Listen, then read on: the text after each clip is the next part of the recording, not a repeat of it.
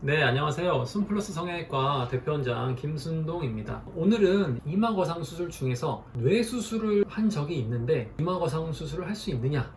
이거에 대해서 한번 말씀을 드려보도록 하겠습니다. 연령대가 높으시면 간혹 뇌수술을 하신 경우의 환자분들이 계십니다. 뇌동맥류 수술을 하시거나 뇌출혈 등이 있으셔가지고 두개골을 수술을 한번 하신 경험이 있는 분들이 과연 이마거상을 할 수 있느냐라고 문의를 많이 하십니다. 오늘의 케이스를 통해서 과연 어떻게 수술할 수 있는지 한번 말씀드려보도록 하겠습니다. 이 환자분 우리 병원에 어떻게 오셨을까요? 당연히 이제 눈 때문에 오시는 겁니다. 눈꺼풀 피부가 많이 처졌죠. 눈꺼풀 피부를 해결하고 싶으셔서 우리 병원에 오셨습니다. 이런 형태의 눈은 눈썹과 사이가 가깝기 때문에 이 피부를 해결하면 모양이 별로 예쁘지 않다, 이렇게 말씀드렸죠. 이런 분들은 전형적으로 이마거상 수술을 해야 하는 것입니다. 그런데 이 환자분이 저한테 말씀하셨어요. 몇 년 전에 뇌동맥류 때문에 왼쪽 부분에 두개골을 열고 수술을 하셨다는 겁니다. 그러면 원장님, 저 이마거상 할 수 있나요? 결론은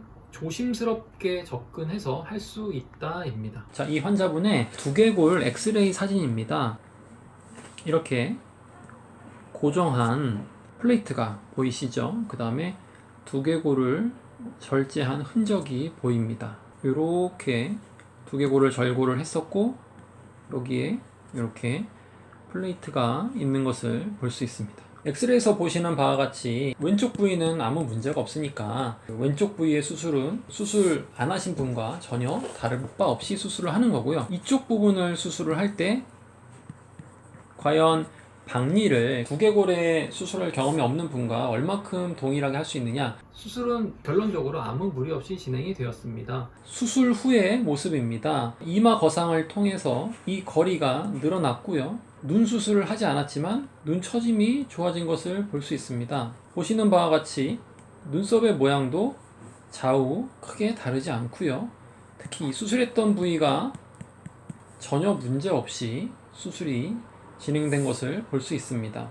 전후 사진을 같이 보시면 이마 거상 수술이 얼마큼 효과적인지 볼 수 있고요. 이분은 그냥 일반 환자와는 달리 좌측 두개골을 수술한 적이 있었고, 그 플레이트가 있는 상태에서 수술을 한 분이다 라는 점을 말씀드리겠습니다. 자, 이 환자분 성형수술을 통해서 많이 젊어 보이시죠? 그리고 또 더 밝아 보이시고 삶의 질이 달라졌다 라고도 말씀드릴 수 있을 것입니다. 그런데 이 분이 만약에 뇌수술을 해서 두개골 수술을 해서 안 하셨다면 이와 같은 좋은 결과를 얻을 수 없었겠죠. 오늘 케이스를 통해서 말씀드릴 수 있는 것은 두개골 수술을 하셨어도 케이스에 따라서, 상황에 따라서 이마거상 수술을 할 수 있다라는 점을 말씀드리겠습니다. 여러분들에게 도움이 되었길 바라면서 다음에도 다른 내용으로 찾아뵙도록 하겠습니다.